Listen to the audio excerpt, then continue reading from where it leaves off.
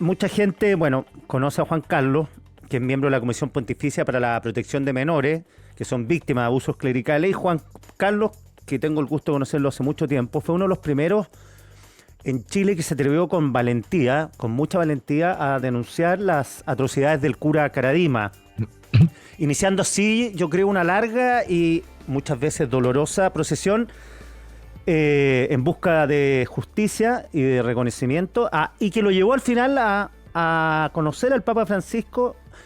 ¿Cómo conociste a Bergoglio, Juan Carlos?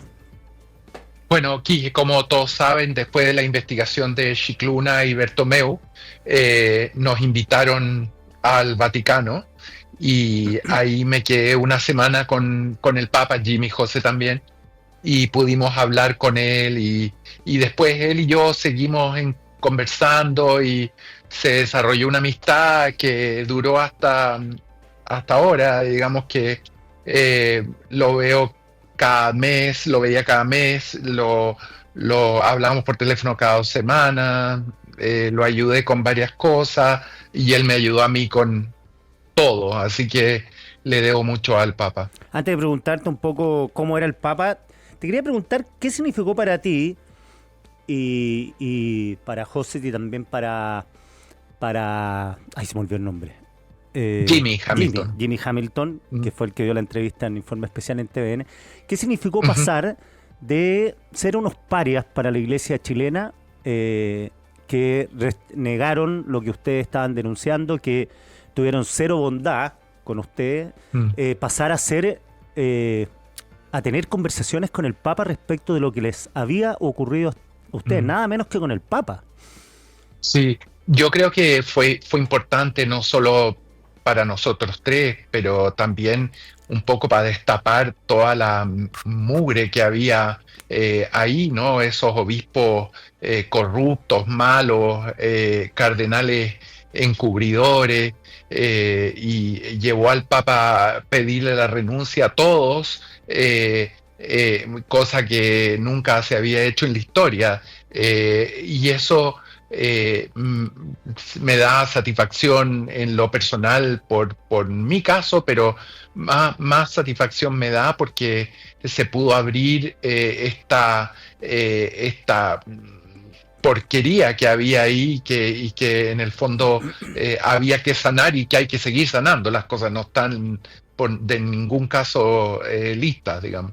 Estamos conversando con Juan Carlos Cruz, uno de los denunciantes de Caradima, miembro de la Comisión Pontificia para la Protección de los Menores, alguien que conoció mucho al Papa. Cuéntanos, Juan Carlos, ¿cómo era Bergoglio en la intimidad? ¿Era un gran Sí. conversador? ¿Qué sensación te quedó de él? Como dicen en Argentina, era un genio, Ya. una persona maravillosa. Mira, obviamente lo que me acercó a él y lo que me llevó a él y siendo católico me emociona, digamos, el privilegio que tuve de tenerlo cerca, fue el tema de los abusos y poder ayudarlo a entender más de cerca el tema de los abusos, aunque él también, y que haya sido el Papa que más ha hecho, más que otros papas. Sin embargo, todavía falta, como te digo, muchísimo por hacer. Pero también a mí yo siento como que yo fui un poco como Lázaro, ¿sabes? Como que me sacó un poco de la tumba y me ayudó a seguir caminando y verlo también no solo en el tema de los abusos, pero en el tema de la pobreza, en el tema de los inmigrantes, que yo me fui de Estados Unidos después de 25 años porque uno ya no da más con ese Trump y todo. Entonces, cómo está tratando de forma tan inhumana a los inmigrantes y una cosa, un fenómeno también bastante mundial, esta antipatía por los inmigrantes, y esta...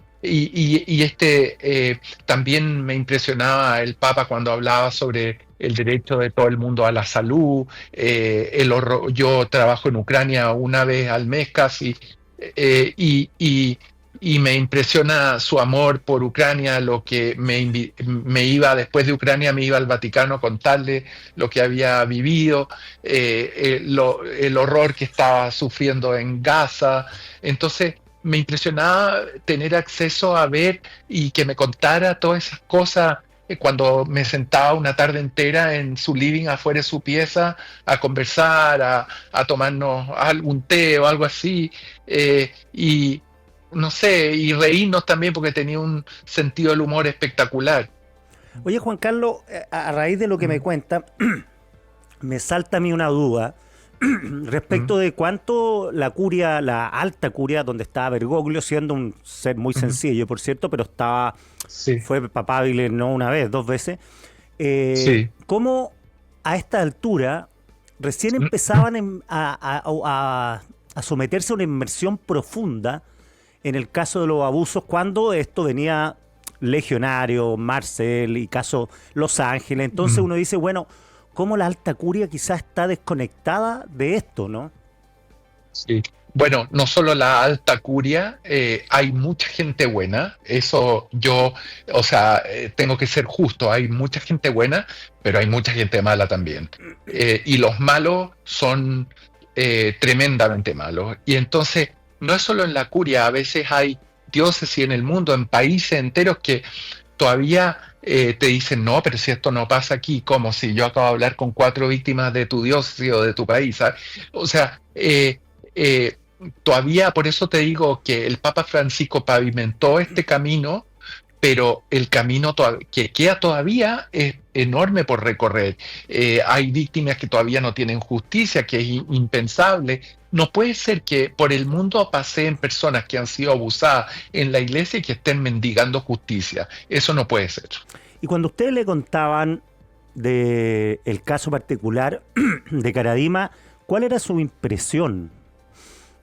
No, el Papa, yo cuando hablé con él y le conté de Caradima y de Rasuris y de Sati y toda esta Contreras, toda esta gente mala, digamos, eh, él se le caían las lágrimas y un sentido de vergüenza enorme de él como presidir a gente tan mala, digamos.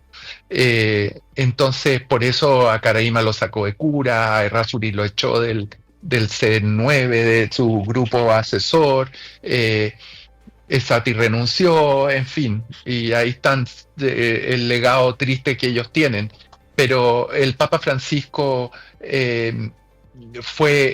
hizo mucho y le quedó mucho por hacer todavía en esos temas, y él aborrece el abuso, aborrece la gente con poder que abusa, en todo sentido, sexual, de conciencia, de poder, y a los encubridores. Tú mencionabas la misión especial que mandatada por Francisco Chicluna Bertomeu. Hoy día Jordi Bertomeu, Ujú, que es un sacerdote que estuvo en Chile recabando información de las víctimas en un informe bien inédito. Y lo que ocurrió acá mm, yo creo que no lo hemos sopesado todavía, y tú lo mencionabas, que en el fondo lo que ocurrió con Chile fue la primera vez que un papa toma ujú, cartas de verdad en el asunto, interviene a una iglesia y se hace cargo de los abusos sexuales. Y dice Bertomeu en la entrevista, y eso me gustaría preguntarte, que el Papa tuvo una conversión a medida que iba conociendo los detalles que, según él, nadie le había aportado. No tenía, me acuerdo que en mm, la carta que le manda a los obispos chilenos dicen, no tengo información veraz respecto a lo que está mm, ocurriendo. Y él hace el mea culpa también, porque cuando vino a Chile sí, también tuvo ese impasse con sí, Barros. Bueno, sí. ¿cómo fue esa conversión? O sea, él partió de cero información o mala información, y después, en la medida que iba conociendo, iba, como dices tú, llorando, pidiendo perdón y pidiendo vergüenza, porque él lo dijo no una vez, sino que varias Sí. veces. Sí, mira, yo te diría que no partió de cero, obviamente, pero sí de muy mala información de Chile, sobre todo.